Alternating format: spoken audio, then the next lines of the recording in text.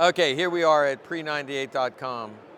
They have a website, of course. We've done a lot of business with Scott Benedict and his team.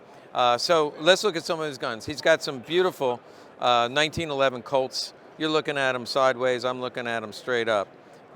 Actually, over here, it looks like a officer's pistol. Here's a nickel gun. Beautiful gun. He always has a nice assortment of 1911s. As a matter of fact, there's a Navy right here, a very rare U.S. Navy from 1939. I have to say, his displays are so much better than mine. You can see how meticulously he puts these together. So kudos to Scott and his team for the work they did on putting out a really nice display. Actually, the green and the red, it looks like Christmas. Okay, and now I love these Mausers. You can see how he has them lined up. There's model 1934s. Hey, check this out. That is a railway gun, German railway gun, and that's the insignia, the Nazi insignia on that. That's a super rare gun. Super rare. And then you see HSCs. And look at this. We've got a group of Sours, some PPKs. If you're not at this show, we just like to show you what you're missing. I got some CZ27s, couple Berettas here for the Italian audience. We got some Berettas from World War II. Then we're getting into the Lugers. I noticed you guys have a Krieghoff. I actually have a 37 and a 40, and you have a 36. So somebody can get almost all the dates. These look like mostly World War I Lugers, some World War II. There's a commercial Luger. Oh, an American Eagle. That's a very cool historic gun. Now here's something you don't see very often, Tokharovs. He's got a really nice assortment of Tokharovs, probably more Tokharovs right here than the rest of the whole show. P.38s. I know we have a lot of P.38 lovers out there. Some beautiful P.38s. Radoms. You'll notice the phosphate Radom. I did a whole video just on the phosphated Radoms and some of the background on those. I had a Bnz. And then U.S. issued World War II revolvers. So you got your Victory models. And then to cap off the pistols, we've got some Namboos. You see the Type 14, the Type 94, and for some reason there's a Colt in with all these. I'm going to guess, yes, I guessed right. That Colt was a private purchase, Japanese, has a Japanese holster, but a private, probably officer, bought their own Colt. So it is a Japanese Colt with the original holster. I'll just scan all these rifles for, you can see he's got, here's an M1 carbine and some Russian rifles. So a nice assortment. Even, you'll notice, we've got some katanas, some Japanese samurai swords. So Pre-98 has a little bit of everything. Great table. Sorry you missed it. Hey, we're just moving on down the road, and I ran into my good friend, Kelly Hicks. Hey, Tom. Hey, good to see you. Kelly's author of several books specializing in SS helmets and gear, equipment, but I'll let him talk about it. So, Kelly, what did you bring to the SOS? Hey, Tom, thanks for that. So we brought a selection of helmets, ranging from some fairly rare and historic SS helmets. Go ahead and hold that up so that Sure. they can see the... This one is one that was painted, it was issued by the factory field gray, then it was painted black for parade use, then it was painted field gray again, so it has 3 layers of decals and shows a lot of hard combat use. And so it's got some history to it because it dates back to about 1938. Here's a nice camo Luftwaffe helmet from Normandy. So it's got the Normandy camo scheme of ordnance tan, grass green, and brick red. This is rendered by hand. So it's also, it's seen some action, probably some very live and possibly fatal action, but the GIs brought a lot of helmets back this way, and this is how They appeared in 1945. Let me ask you a quick question. Sure. We get helmets all the time, and that's why I go to people like you to authenticate this. I was just telling somebody that I'd say 9 out of 10 the helmets that I see are faked, or not really fake helmets, but repainted, redecaled. What's your experience with fakes? So they, since the beginning of helmet collecting, so I've been doing it for 56 years. I was a little boy when I bought my first helmet. I was going to say, I didn't even think you were 56 years old. Yeah, thank you. Yeah, I'll wear that. I'll take that. So they started making fakes in the 60s. The shields and the paint and so forth, quality was not that good. As technology progressed, people were able to print things and do things, and be quite nefarious in their counterfeiting of these things. So I decided to take the information I had, and I had gotten from a lot of very advanced collectors over the years, very close friends who had great collections, and I compiled that into some books and compendia and started trying to share that information outward. And it has led to hopefully some ability for collectors to recognize good from bad, to avoid getting burned, that kind of thing. But it's all permeating, very, very pervasive in the hobby. Do you find we'll keep walking, but do you find the more information you put out there than the public, the fakes get better? Because that's what I know in the gun world. Yeah. We will say, now here's how you can tell a fake, and then the next one that comes out, they'll change that one aspect. Sure, and that's absolutely correct. After my first book, they were coming out of the Eastern Bloc, the former Eastern Bloc, Czech Republic mostly, because they had the old-fashioned technology for printing, and they were making really nice reproduction decals of this one very rare variant that you almost don't find. Suddenly they were everywhere. So yeah. Okay. Well, let's keep moving. So we brought some different cloth items. We have a few SS uniforms and some Luftwaffe paratrooper smocks. Oh, that's very cool. Right. This one's the early step-ins style. So they stepped into it.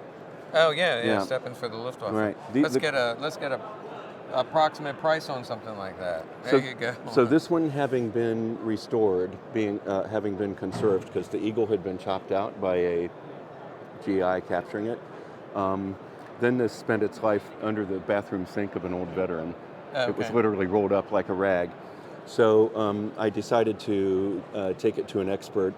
We got the right insignia, correct original, the right materials, and had it restored to match a wartime field repair, so that it kind of brings it back to an authentic appearance. But it would be double that price if there was no restoration. That gives us an idea. And this one's brand new, unissued. Wow. 1943, 43, 44. Basically a mint paratrooper smock of that period. And this is in the Sumpftarn or water pattern that they used. Okay. It's a very nice example pattern. of one. Huh. Blue glass buttons. The first SS tunic I just wanted to highlight, a very rare, it's a war correspondent. Oh, It's wow. piped in lemon yellow, which was for signals. So our signal corps in the U.S. Army did the same thing. They filmed and photographed. This is in the rank of a lance corporal. It has a very rare, the SSKB ABT stands for SS Kriegsberichte Abteilung, or SS War Correspondent Detachment. Very, very rare piece, made at the depot at Ravensbrück concentration camp, at their clothing depot. So that's how those were marked. This tunic that was worn by a reconnaissance soldier in the Adolf Hitler division this one was made at the clothing depot at the Dachau concentration camp. So by this time in the war, 1943 or so, the SS had their own contracts, just like they did for weapons that Tom has talked about so much. They had their own contracts for clothing and other equipment, because the concentration camps in Germany functioned primarily as labor camps, forced labor, and all that. So with that unfortunate backdrop, however, these troops were equipped with a fairly consistent and decent quality combat equipment. Okay. And then lastly here, an Air Force or Luftwaffe ground combat reed green, lightweight herringbone jacket and matching trousers Yeah. in unissued condition, never used. And then finally, this tunic. A very nice example of a SS Panzer Sergeant, Unterscharführer, with nice NCO bullion quality collar tabs. This one was made also at one of the contract factories. They're usually marked up in here like that. And it's a very nice example of one of those. It was only issued with the sleeve eagle. The NCO had it decorated with his rank for the boards and tabs. Okay. Yeah. Great. Now we'll get a shot of your website and certainly get something authenticated. Don't buy any of this unless you go through somebody reputable or get it authenticated, because it's a lot of money, and I think most of what you see is faked. Yeah, it's a good. Now in a show like this, the fakes are a little less prevalent, but still a lot. But if people are just buying from strangers on the internet, they have almost no shot at it. It's absolutely. Okay. That can be a very big problem. So recently we came across an SS helmet that has a very unique history. It belonged to the first commandant of Treblinka extermination camp. So it's a very infamous individual who wore this, but it has his name inscribed in it in 2 locations, as well as another person's name. So the person the helmet was issued to was an SS officer named Irmfried Eberl. He was an Austrian in the SS and was in command of Treblinka extermination camp in Poland for a short period of time until he was relieved of that command. He then took over the euthanasia program in Germany and was absolutely a very notorious individual. He was captured after the end of the war and took his own life rather than face trial. Helmets remain. Helmets are pieces of history. This one was issued not only to Eberl, but it was also issued to another SS officer whose file we were able to resurrect from the National Archives, named Albert Messmer. So we have Messmer's application for marriage in the SS and things like that. All copies obtained from the National Archives. The research also includes several of Eberl's documents that we were able to find, but the Nazis at the end of the war burned documents in Berlin as the city was being overtaken by the Soviets. So their worst offenders, the perpetrators and so forth, were generally, their files were burned quickly to get rid of evidence. So there isn't much file on Eberl except for his personal pass and some army, some Wehrmacht information, because at the end of the war he scooted over to the army and fought in a couple of engagements and then surrendered and was not captured as an SS using that method. That's his name inscribed kind of smart, there. actually. Yeah, exactly. A lot of them did that. He was actually back in Austria as a psychiatrist practicing and was identified by a colleague who knew who he was and what he had done, and they reported it, and he was eventually arrested. This helmet was brought back by a GI who retired and passed away in Illinois. It was in this condition probably because of his duffel bag. That often happened where they would stack things up in the bag. It would get a few scuffs on it. But what you see are 3 layers of paint. You have the initial field gray issue paint, then it was painted black for parade use, like so many of them, then a nice bluish field gray color for parades, and then lastly, around 1940, it was given this milky texture, sort of field gray flat paint, possibly vehicle paint. Okay. And but you can see the black from the parade finish. These are the CA poker style SS and party decals, and that's a textbook example of a 1938 SS helmet, including a dated SS chin strap. The names inside, is that right. visible? So you can see Eberl here. That's Eberl, and below it is Messmer. And then up in the dome of the helmet is written I, Eberl, Irmfried Eberl. There were 4 Eberls in the SS. He was the only one with the first initial I, so it was very easy to find his record in the archives. So I do authentications. In fact, a lot of friends and customers will email me with pictures of items that they're looking at right at that moment and wondering, what should I do? Should I buy it or avoid it? and I provide that service. Once they buy it, they often want a certificate of authenticity. So I have them ship it to me, and I examine it and make the appropriate certification. Okay. Well, great. Hey, thanks so much. We're going to keep right on moving, but thanks for your time. Thank you, Tom. Great to see you. So we're going down this aisle, and oh my gosh, it's Alex from Germany. Hey, Alex Tom, Krutzek. how you doing? Very good. I know Alex because he's the author of this book, the P.38 Pistol.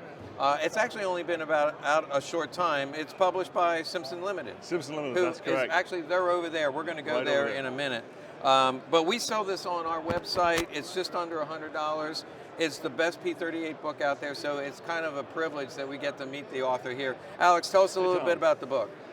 Yeah, well, the book, I've been working on a book for about 20 years, so a long, long time. I was collecting information, with a database of oral writer. That's what we took as a base on the information in the book. Okay.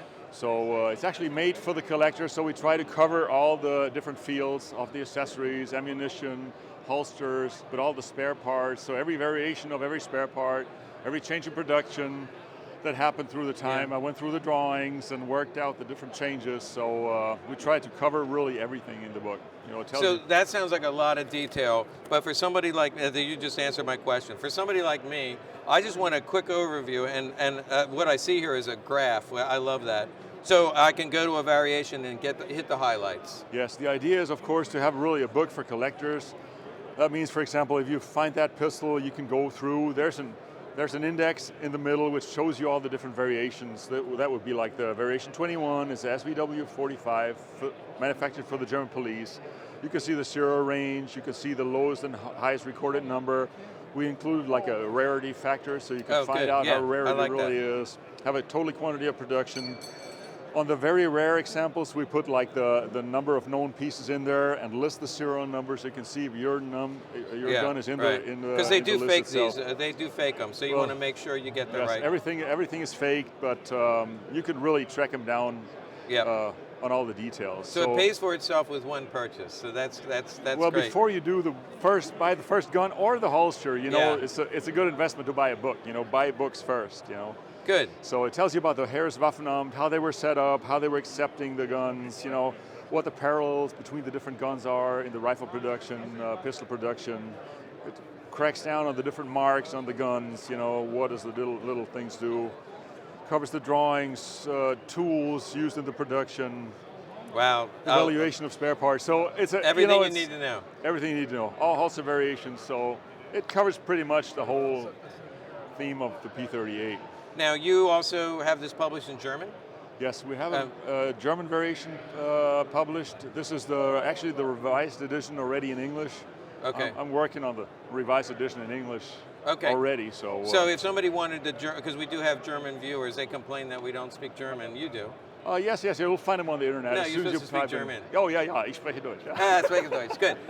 So if somebody wanted a German one, just contact us, we'll put you in touch. Yes, perfect. But again, it's available through our website, and we're going to keep moving, and Tom, thanks for showing it was it to good us. seeing you. Oh, thank you. Take care. Have a great show. Good. Hey, that's only about a third of what we filmed. So if you would like to see more, keep watching. We're going to be putting out 3 or 4 more really quickly, and also a postscript of what we brought back and show you everything we bought. All of these videos from the Show of Shows will be in one playlist, so you can go and watch them all. But make sure you like and subscribe and hit the notification bell so that you know when we post more videos.